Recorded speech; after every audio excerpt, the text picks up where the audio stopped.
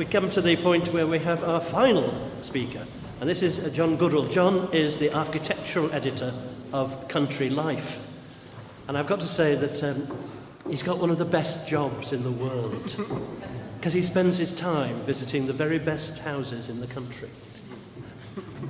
Well, John, we hand over to you. Thank you very much. Well, good afternoon. It is a huge pleasure to be here today. Indeed, when I was trying to think why exactly I was giving up a Saturday afternoon to come and talk in Doncaster, there were two things that persuaded me that it really was worthwhile, and I could abandon my children and their ballet costume with impunity. The first reason is that this building is absolutely astonishing, even to someone hardened as I am to seeing astonishing architectural interiors. I say that, and I think it's important to say, because those of you who've lived with it for a long time may have forgotten this, or possibly even, though I doubt it, never realised. But the second reason, and I mean that in a national sense, this is an astonishing building, but the second reason is actually arguably much more important. And that is, when I visited Doncaster to see this house on a rather grey day in November, I was incredibly impressed by the determination of those who so kindly entertained me and showed me round to do something with this building and make it connect again to the people of Doncaster. Now, as I hope will become apparent, this intention has a kind of historical integrity to it. But it's also very important to my mind because, as well as talking a little bit about the Georgian revival and an interest in Georgian things that took place in the course of the 20th century, and also a few words about the Mansion House and how I perceive it in a more general context than has been spoken about so interestingly already, I think it's very important to realise that buildings like this are not simply flotsam and jetsam that can be abandoned and allowed to rumble on. They need to be, if they are to survive, they need to be integrated with daily life in this city. This is not a country house. It has never been a home. It has always been a corporate building, expressing Doncaster's wealth and, as it were, social stature within a national context. And if it's going to survive, and if something interesting is going to happen with it, the people of Doncaster have to want that to happen. Otherwise, it's just a museum. And I felt very strongly when I came here that there is an exceptional group of people who really want to make things change. And I know already from having talked to a number of you here today, there are lots of volunteers, some older, some newer, to the game of volunteering here. And that is an incredibly heartening aspect to what's happening at this mansion house at present. So, if it's not absurd and pompous for me to say so, well done. This is a building that can go somewhere and will go somewhere because you don't merely have the architecture, but you have, even more difficult to get hold of, the people and the enthusiasm to take it somewhere too. That said, I'm going to return to that subject at the very end of what I have to say today. But when I was asked to talk about this building, I thought it would be quite interesting to place it in the context of changing fashions and tastes in architecture. As I've said already, looking after buildings and the heritage industry can sometimes feel very oppressive, as though you're trying to make buildings that don't really make sense anymore, make sense in a modern environment. And I think it can be very heartening in an age that ever more insistently tries to insist that change is the same as progress, a monstrous lie, that you always make sure that change happens for good reasons and that it's good change. But also to understand that the things that you look after, their admiration has a history too.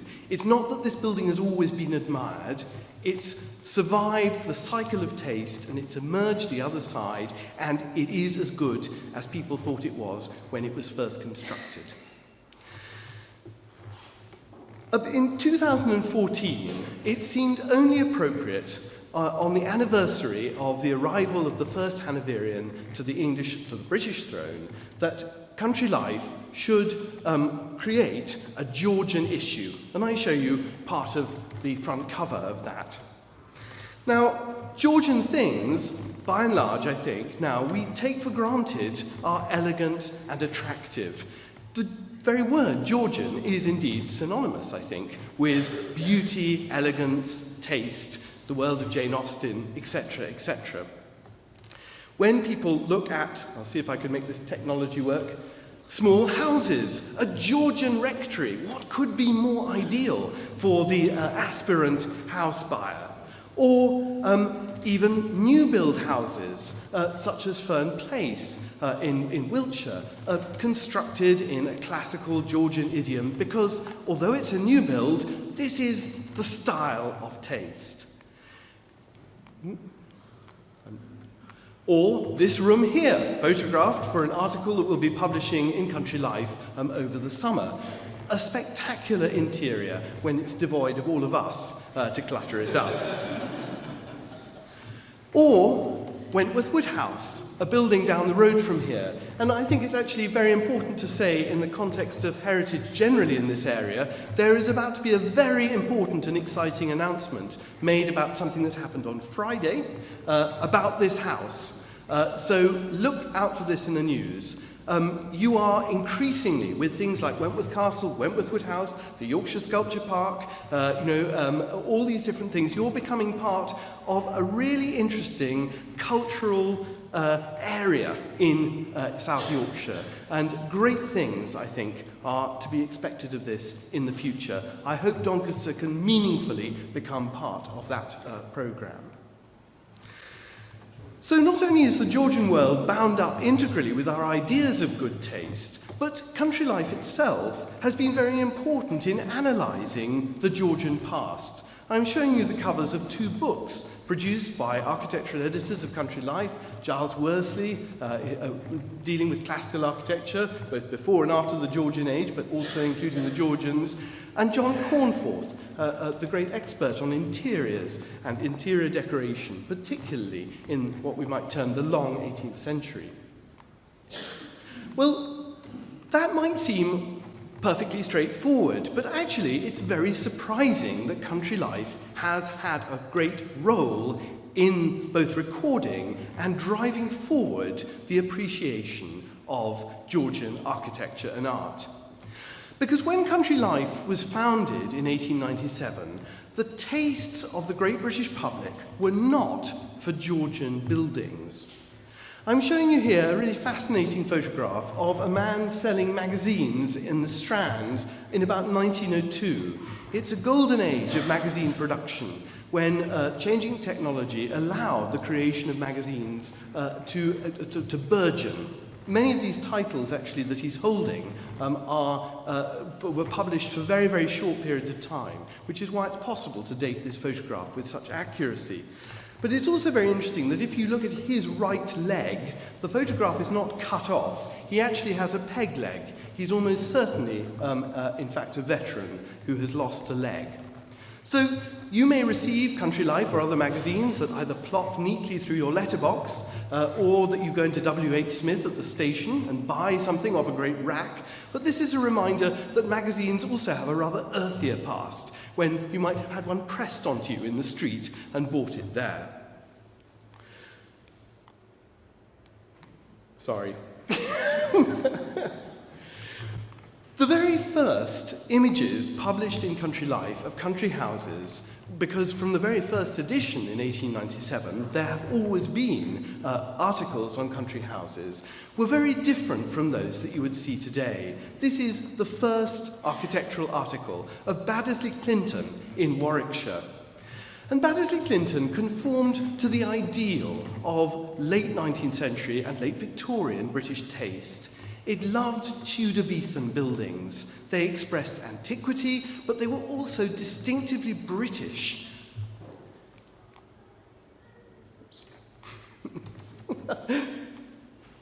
And the editor of Country Life, Edward Hudson, himself, when he built his first house using Edwin Lutyens, the celebrated arts and crafts architect and abstract neoclassicist, he commissioned this house, Deanery Court, in 1901 to 1902 from Lutyens, and it's unmistakably a new house built in a Tudor idiom, with its timber framing. It's also a building that celebrates, I suppose, the aesthetics of the late 17th century.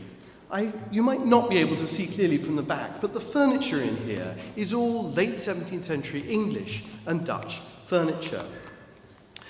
And indeed, the very early photography in Country Life is very clearly shaped by the aesthetic of Dutch 17th century paintings. And I juxtapose here a celebrated Vermeer, of course, on the right, and on the left, a photograph taken by the photographer Charles Latham for Edward Hudson for publication in Country Life, showing one of Lutyens' children playing the spinet in the gallery at Lindisfarne Castle, which was another building that Lutyens altered for the editor of Country Life. And I think you can see in that photograph the spirit of Vermeer. It's a very explicit relationship, the fall of natural light, the figure sitting serenely in the interior, and indeed the intimacy of that space. So, at its inception, Country Life was very much a magazine concerned with the aesthetics of the 17th century and of the Tudor world. It did, however, from the very outset, photograph buildings of completely different date, or of all dates. This is Deep Dean, in fact, a shot of Deep Dean, a great early neoclassical Grecian house. And it's also photographed by Charles Latham. The detail I want you to look at in this particular photograph is the fact that this sort of 1810 interior is filled with Victorian bric-a-brac. This is a kind of photograph that becomes unthinkable in Country Life within about a decade of its foundation. This is a historic room photographed in its Victorian, its late Victorian guise. And if I wanted to emphasize the importance of the old world to Country Life, I would also point out the fact that the first book that is ever published in the presses of Country Life is this book, published in about 1901, called The Shakespeare Country. It contains in its back leaf a motor map of Warwickshire and Oxfordshire, which allows you to zoom around in your newly introduced motor car and see all these splendid buildings and beautiful remnants of Old England spread around this heartlands of England. Well, in the first decade of the 20th century, Country Life's architectural coverage was to change fundamentally under the influence of a single man. That man was Christopher Hussey. Christopher Hussey came with a completely different set of baggage to the baggage that had informed the early writings about buildings in Country Life. In the main, they'd been written about using purple prose, which could have been lifted from the pages of Walter Scott. Hussey had a completely different agenda. He wanted Country Life to be an illustrated guide for architects that would allow them to look at the history of English architecture and build on their inheritance to create important, historically informed architecture for the future. He introduced new kinds of articles, and I show you here an early frontispiece. It just has, here we have Christopher Hussey writing an article about Charlton Park, and it's part one. Christopher Hussey, whereas before there'd just been a few pages of a country house, Christopher Hussey began breaking country house coverage into different sections, being published in consecutive weeks. And it's really from him that we have inherited the modern system, either of single or, as here, double Country Life articles. These are two articles dealing with Bamborough Castle in Northumberland. For example, we have an article on the Middle Ages here and on the Lord Armstrong alterations to the castle in the early 20th century. Now, Hussey was in fact informed, or was represented a change not only of outlook about architecture, but also of taste. Some of you may be familiar with Quality Street chocolates. Well, you may also be aware that the name Quality Street actually derives from a play written also by the author of Peter Pan, with sets designed by Edwin Lutyens. And this is a photograph on the right of a scene from Quality Street. And basically it's like a very smart BBC Jane Austen drama. It's set in the early 19th century in the Napoleonic Wars, and it captivated London audiences. But more importantly than that, it actually articulated a new interest in the Georgian period. Because, as with all cycles of taste, the Victorian world had rather disliked Georgian architecture. It had seemed austere. Think of Pugin celebrated contrasts, contrasting the treatment of the Middle Ages with the treatment of the present day, the world he saw around him, with things such as poverty. His contrasts have a picture on one side of a medieval almshouse with the happy poor, and on the right-hand side, a vision of modern poverty with the workhouses, people starving and their livelihood denied to them. So the Georgian world for the Victorian world seemed a much less appealing place than it does now. Well, the first interest expressed in the Georgian world was really the Queen Anne revival of the 1870s and the 1880s, a very marginal episode, which bound up actually with the early arts and crafts movement. But Quality Street is quite interesting because it shows a movement to the mainstream of this interest. And indeed, when Edward Hudson constructed and commissioned Lutyens to build the new offices for Country Life in Covent Garden in central London, he didn't design a building in the Tudor-Beaton style. What was completed as the new Country Life offices in 1905 was this smart neoclassical building. And here I show you at the bottom is the editor's office.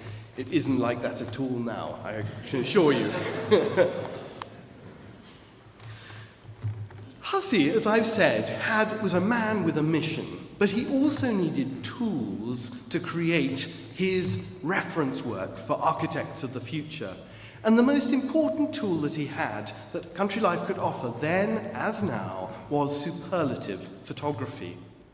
He took under his wing a man called Arthur Henson, who began photographing from the magazine in 1913. Now, Henson was an exacting photographer, and I show you here, taking pictures of Old Rufford Hall. Here he is with his camera, a glass plate camera, and here he is nailing sheets to every single window of that building in order that he could create the perfect interior shot with all the light diffused internally and evenly lit. Now, Henson was an extremely intrusive photographer. Famously, one Chatelaine described his visit as worse than burglars. And we still have in the archive these rather fascinating printed sheets used by Henson basically to tell everybody to bugger off. Please do not open the door, photograph being taken. Please do not pass, in those sort of shouty capitals. And you can actually see one of these stuck onto this ladder, rather pointlessly it seems, but there he is at work. We do have surviving notebooks, both by Christopher Hussey and a colleague of his, Avray Tipping, and they show the care with which Christopher Hussey was trying to impose a new intellectual integrity on the photographs being taken by Henson. What you have here are essentially room plans showing windows and doors with a vantage point and instructions as to what should be moved out of the shot. Because, in fact, they were moving an enormous amount. This is a photograph taken of Audley End by Charles Latham, the photographer I showed you, who photographed Lutyens' child playing the harpsichord in Lindisfarne Castle. And I hope you can see that this 17th and 18th century interior is filled with Victorian bric-a-brac. Christopher Hussey, much to Charles Latham's fury, sent Henson back to photograph this building because he wasn't happy with the photographs that appeared. What did Henson do? Look at this. Now, actually, what is happening here is something really significant and interesting. That room is being organised to make intellectual sense of the space as an architectural volume. Remember what I said about Hussey wanting this to be a source book for the future architectural training of British architects. He's removing Victorian things that make a muddle of the interior. Well, he didn't just move things. In some shoots, he actually brought furniture into rooms to make the rooms seem occupied. This is a shot of a quite different house, but I hope you can see that the scattering of furniture here is almost totally unconvincing. But the point is that the furniture matches the 18th century interior of the building. Not only that, if you go through the different shots of this building, you can see bits of furniture moving between every single shot. So it's extremely mannered photography, and it has a purpose. Now, it's quite weird because I stumbled across this. This is one of my very early photo lists done for a Country Life shoot at Blanchland in Northumberland. I never saw either Hussey's or Avery Tipping's notebooks, but in fact my own notes, I realise, are just as controlling and obsessive as theirs. You can see me putting in, this is the post office, the Crewe Arms, how you're meant to take the photograph across the square. So it's quite weird to discover that I'm as obsessively controlling as my predecessors were. Of course, the photography was very long-lasting. This is a page from one of Henson's diaries, and I hope you can see it's in 1929, and you can see 4 Blickling Hall, 5 Blickling Hall. He spent 8 days at Blickling Hall. And one of these days was obviously a little bit of an adventure, because then as now, visiting country houses can be quite extraordinary. And you may just see here, black boys changed my room. I went up and found the door of my own room locked. After trying it, a female voice called out, "Don't come in." ... Sadly, no explanation of what happened. We do wonder. What Henson was doing in combination with Christopher Hussey was in fact paralleled in the work of museums in the same period. If you go to the Met in New York or the V&A or other museums in this particular period, what they're often doing is buying up the interiors of houses that are being stripped or demolished and presenting them with period furnishings as a snapshot of taste in different periods. These are 2 rooms at the Met in New York, for example. English rooms moved abroad, one exemplified from a house in Oxfordshire, exemplifying the taste of the 1740s, and another with these Aubusson tapestries of the 1770s. So this idea that you can kind of create little rooms that exemplify everything, all the decorative arts, all the furniture, all the architectural details in rooms of one period. Christopher Hussey is trying to do this with real houses. And it's a mark of the magic of this particular approach that once you've seen a country life photograph rationalised, when a space is rationalised and organised, it's very difficult to see it differently. But it also lends real irony to the use of country life photographs to reconstruct interiors which have been reorganised. In fact, when you go to houses where the country life photographs have been used, I sometimes want to say, it looks beautiful, but don't you know, that's probably never how it looked. This exacting treatment of photography is exactly paralleled in Country Life's outdoor photographs. This is, of course, the Rose, famously in the Cotswolds, and you can see this figure dressed in Dutch dress, stooping down with her bucket to take water out of the stream. But in fact, there are no ripples from the bucket. She must have been standing there for ages, waiting for the photograph to be taken. And no doubt she then ran away and changed into her ordinary clothes afterwards. Well, just at the turn of the century, and there is for the first time this growing interest in the architecture and arts of the 18th century amongst a very small group of people, of whom Hussey is actually one.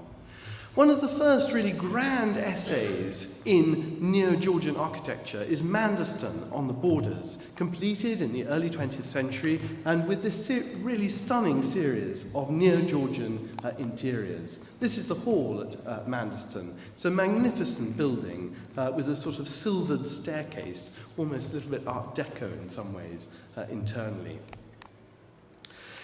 There were also architects who enthusiastically took up this baton that Hussey was holding. Figures like Albert Richardson. His house, the Avenue in Ampthill, was sold a couple of years ago, and these are photographs that Country Life took just before the contents were taken away. This is again a reconstruction by an influential architect of the interwar years, bringing together Georgian furnishings.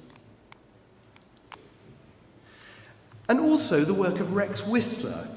This is, of course, Lyme or Lim on the south coast.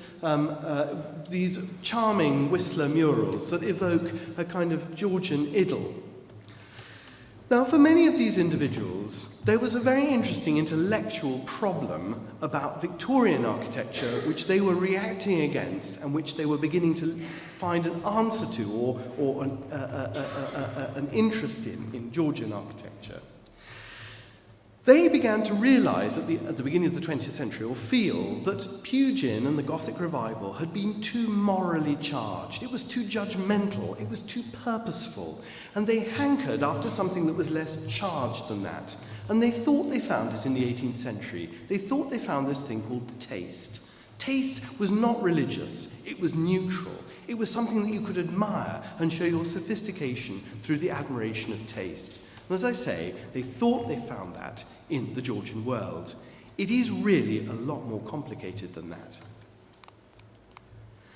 But you can begin to see in things like the work of Osbert Lancaster, who praises in some of his architectural cartoons the elegance and taste of the Georgian world, an interest in this neutral, unostentatious architecture. There's a fascination with the restraint as against the opulence and moral force of Victorian Gothic. These are two of Osbert Lancaster's cartoons. But I think it's true to say that at a popular level, this interest in the Georgian world had absolutely no effect until two more things happened. The first was the virtual wholesale destruction of central Georgian London in the 1920s. The way in which developers went in and demolished buildings such as the Adelphi horrified even contemporaries, inured to the redevelopment of London. But gradually, the disappearance of buildings like Devonshire House and many other aristocratic houses made people wake up to the reality that buildings and the landscape were changing rapidly and not necessarily for the better. But there was also, and this is a page in Country Life called Pulling Down London, with lots of photographs of demolition, the Euston Arch at the bottom, Devonshire House, all sorts of buildings vanishing from this landscape that everyone in this world was familiar with. But maybe that wouldn't really have catalysed popular anger if it hadn't been for the damage wrought also by the Luftwaffe. It's all right when we knock our own buildings down, but if Johnny Foreigner does it, this really is unacceptable. Now, I have to say there's another little lie in this, because actually town councils did a lot more damage to England's towns than any bomber from the Luftwaffe ever did. And I say, as someone a great fan of Doncaster, but provocatively, look around you. That damage was not done by foreign bombs. It was done in the name of progress with the very best of intentions. The ring road, it's a catastrophe for the centre of Doncaster. Don't let it carry on. And so focused was this interest in the Georgian world as a world of taste rather than belief, that there also came into existence a perception in the 20th century of a really interesting division between two kinds of Gothic architecture. On the right, I show you Keble College in Oxford, reviled in the early 20th century as one of the most hideous buildings ever to blot the beautiful cityscape of Oxford's landscape of towers and spires. And on the left-hand side, the interior of the so-called chapel at Strawberry Hill, created by Horace Walpole. Well, people labelled what happened on the right Gothic, spelt with a C, but they labelled what happened on the left whimsical and tasteful, Gothic with a K. Now, in fact, I think there is absolutely no difference between them. And it's really interesting, just listening to the lectures, I was looking at this painting behind me, where you see George III sitting evidently in something approaching Westminster Abbey on the coronation throne. People like to think that the Gothic with a K was a whimsy, but in fact, as that portrait shows, Gothic had a very serious constitutional message for British people. Gothic was what represented our constitution, our ancestry. It's one reason why great castles are being revamped in the 18th century as Gothic piles, because they unite in these buildings ancient fabric and an idea of the Gothic past as the origins of Britain's distinctive constitution. It really matters. It is serious. It does have purpose. But in the early 20th century, people like to think not. This is simply Ashridge, a Samuel Wyatt Gothic interior, showing you the scale of Gothic architecture in the very late 18th and early 19th century, an interior by James Wyatt. Now, it's interesting that Huss's dream of an architectural tradition informed from the past, where you reached beyond Victorian hideousness and started again from the foundation of the Georgian world, in a sense, has never come to pass. After the Second World War, modernists increasingly labelled attempts at reviving any historic architecture pastiche. We still live in that world now, and in some ways it's outrageous. But there are some architects, and I'm not holding them up for praise beside other architects doing different things, but it is interesting. This is a chapel completed 2 years ago, or even last year, in Berkshire, which is created by an architect who is trying to build on a modern abstract classical idiom. So, and we'll be publishing this in the Easter issue of Country Life, but it's quite interesting to see that as a 21st century building and juxtapose that to some of the other buildings created by other architects at exactly the same time. There is a wide field now, and it's quite interesting to observe, even if you don't like some of the products. Well, having spoken, if I can... Sorry, whoops. You don't need the frontage. I was simply going to say, I want to finish off with a few comments about the mansion house itself and to try and contextualise this building as a survival and as an important neoclassical work of architecture without dealing with the detail that George and Helen spoke about before. I think it is really important that this building is where it is. Helen has already talked about this, but we are effectively on the Great North Road, and there's a really interesting intersection of historical chances here. The Carmelite friary that stood here almost certainly is related to this road running down at a sort of dogleg to us. And its footprint, of course, is big enough to build a large building on. How perfect as a prominent building position within the town, with everything, of course, stretching off down South Parade, which is the Great North Road, stretching on. Incidentally, what an absolutely wonderful road that is. We've seen the picture of Lindsay's house on the road, but it is marvellous with that Norman cross at the very far end. It's a road to compare with St Giles in Oxford or something like that. It's absolutely magnificent. It's not as magnificent as it could be, but it's something that very few towns possess, a road of that architectural quality. Sorry. We've already talked a little bit about the arrangement of this building, and in fact, without disagreeing with anything of what Helen said, I'd contextualise this building a little bit more broadly than perhaps has been done so far. I think the frontage of the building is not really like a townhouse. That deep porch that runs through it is not the arrangement you would have really for a townhouse, though I do think the plan in many ways resembles a townhouse in some particulars. The real architectural emphasis of this building has been indeed on the staircase and on this interior. And the staircase is very, very grand indeed. It's a very early example of an imperial staircase, which is an architectural form introduced to England, I say this shooting from the hip, but by William Kent, I think. And so it's actually a very early example of this architectural form in the building. And that is in itself very notable. It's much larger than a staircase for a private house. And then, of course, we have this splendid interior with its plasterwork and the musicians' gallery over the main entrance. Now, the question has already been asked, what on earth is it for? There are two things I feel it's important to observe at this point. One is that the designs put forward for James Payn, as far as I could see it, on the plot of land that has been built here, are absolutely impossible. You could not build a building with equal wings with the constraints of the street behind you. This is an idealized design, and he must have been very hopeful when he published it.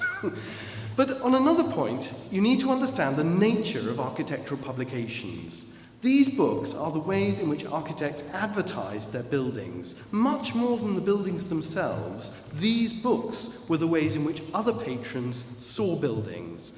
Palladio, though I would not run him down as an architect, is arguably a pretty second-rate provincial northern Italian architect. The reason that his designs become so significant is because he publishes them, unlike many of his rivals. So publication as a tool for gaining currency is incredibly important, and you need to read these designs in a way as an ideal. This is what Payn would have done with an unlimited budget and without town councillors to get in the way. Now, what was he thinking of, and what was this building for? Well, the first thing to say is it is clearly an assembly rooms, and I think the races in Doncaster are obviously incredibly important to understanding the function of this interior. But I would say that if you go to York, you do see an assembly room designed by Lord Burlington, this great arbiter of taste in the early 18th century, which is a ground floor assembly room, orientated lengthwise from the street, not horizontally from the street. In some ways, at York, there's been a very different interior created on the ground floor rather than first floor, and longitudinal rather than latitudinal to the street. Now, a restaurant, of course. Now, many town halls from the late 17th century have a fascinating political purpose, and this is that the balconies that often appear in town halls, and I show you here Guildford Street with this wonderful clock and 17th century balcony, iron balcony, they were for electioneering. This is where election results for Parliament were announced. This meant that if there were lots of people who had a pocket borough or controlled a borough, they would often club together to build a grand town hall in order that their candidate could be promulgated from the grandeur of this balcony. Now, what strikes me as totally extraordinary about Doncaster is that my understanding is that until the 1880s, this city does not have its own MP. So in other words, this building never had the political purpose of so many grand town halls. Now add to this another fascinating point, and here I must acknowledge the work of Richard Hewlings, who's writing the article I mentioned before, and who has gone through a lot of the documentation for this building. He's pointed out that whereas in many cases architecture of this kind is being bought in by gentlemen who are interested in a classical revival in Palladianism, the town council that embarks on the construction of this building is entirely made up of artisans and tradesmen. This is not an aristocratic building, and that is in itself really extraordinary. Now, there are plenty of very grand town halls that look a little bit like what you find here, many of them adapted later. I mean, one of the most obvious and as I say, adapted throughout the 18th century is the Town Hall of Liverpool. Of course, it's a building that reflects the astonishing wealth of this city in the 18th and 19th centuries. And if you go into Liverpool, it is quite interesting. You have a grand imperial stair, a dome set over it by Wyatt at the end of the 18th century, and also this great ballroom organised in one of the rooms facing over the street. In fact, Liverpool Town Hall is the only building I know that has a great ballroom and a lesser ballroom. Not necessary in my house, I can assure you. But there are also quite interesting analogies for the arrangements that we've seen with these longitudinal chambers facing over the street in theatre architecture. Now, I haven't really thought hard enough to come up with a good early example of this, but I would just point to something like Samuel Wyatt's very early 19th century Theatre Royal in London, with these great imperial staircases carrying you up, and these enormous assembly rooms at first floor level overlooking the street. And although it's a rather different kind of building, it's very similar in conception to what we have here. Here's that long assembly room for the smart theatre goers, and here's the main entrance with stairs taking you up to that upper level. This is much later than this building, but it is quite interesting to think of this building in connection with theatre spaces of the 1740s, how the front of house is organised. I don't know, it may be a blind alley, but it may be quite an interesting point of departure. Sorry. And finally, my final slide, the connection even with racing buildings and grandstands is arguably significant. This is, of course, Doncaster Racecourse with its grandstand built by Carr of York in the 1780s, and you can see in some ways it has some connection with it. It has a lower level, an upper level, and then the grandstand above. Now, it's quite interesting, there is anecdotal evidence that ladies remained on the ground floor, men gambled on the first floor, and men watched the races on the top floor. Quite interesting to think of different spaces within these buildings as being exclusive to different sexes. Well, I have talked for long enough.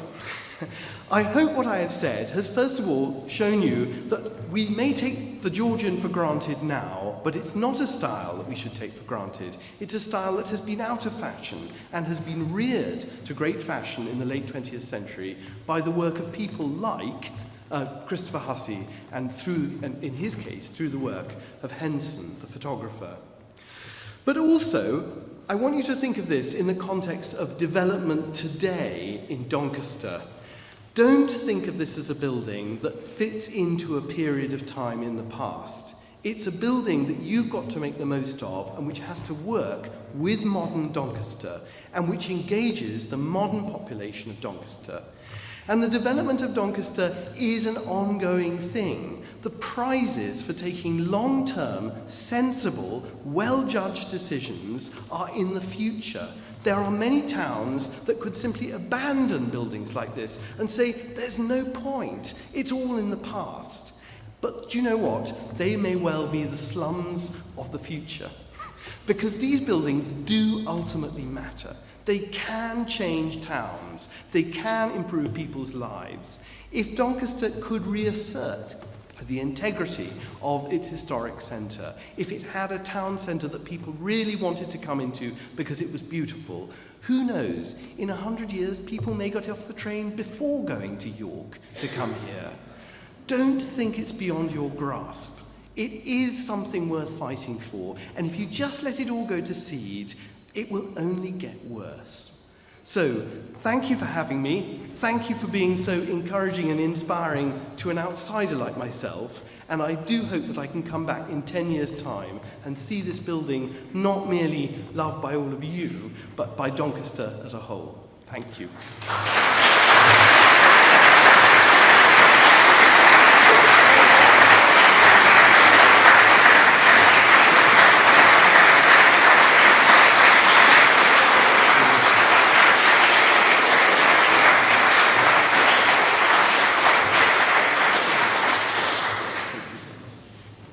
Sorry, you don't have to ask me any questions, but I've been told I must ask. Are there any questions?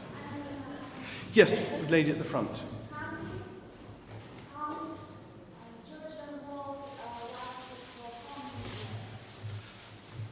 I'm really embarrassed, but I don't understand. Okay.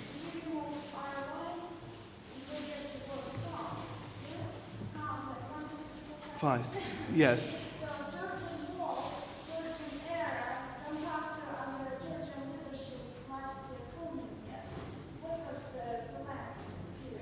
the Georgian, the Georgian period. It lasts, well, from 1714, and it can be variously, people often talk of it like running right into the 19th century, but sort of 1820s.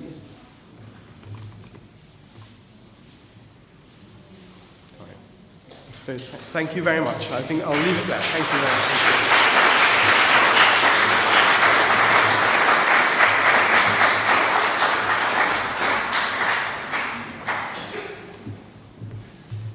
John, Helen, George, Carolyn, thank you so much.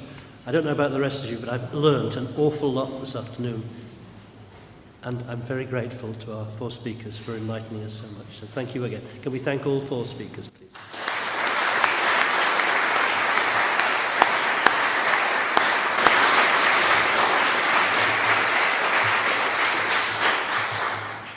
On your chairs, you've got a survey form.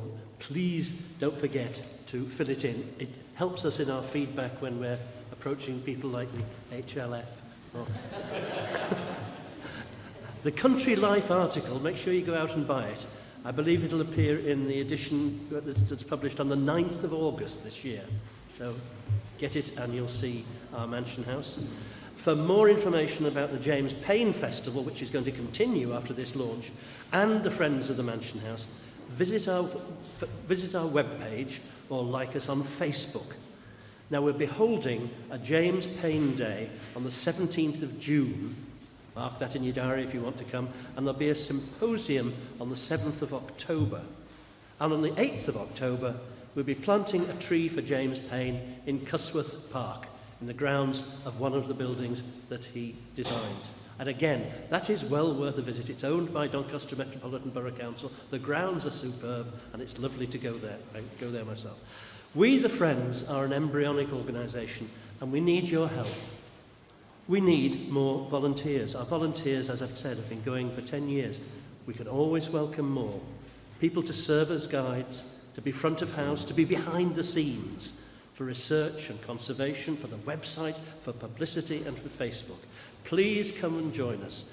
Frank Carpenter, who's got the forms, is standing over there in the doorway. So if you want to fill out a form and join us, please see him.